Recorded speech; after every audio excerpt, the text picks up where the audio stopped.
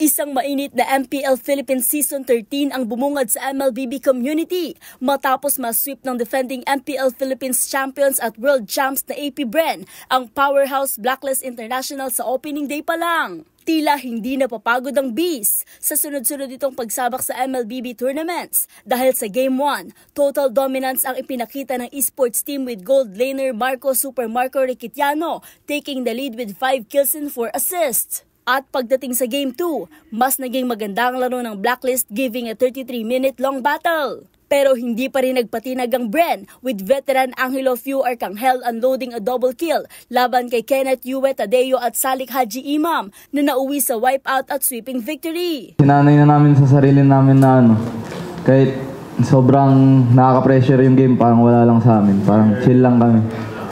Ganun, kaya ang dami na rin namin naranasan na ganun sa tournament pati sa scrim, kaya parang normal na lang sa amin yung ganun na kalmado lang talaga. Kumbaga, yung kailangan lang namin talunin sa laro yung sarili namin para manalo. Kailangan pa namin mag-improve lalo. Ganun. Samantala, narito ang buong resulta ng naging laro para sa Week 1 ng MPL Philippines Season 13. At narito naman ang kasalukuyang standing ng esports teams kung saan nangunguna ang AP Bren with 2-0 record.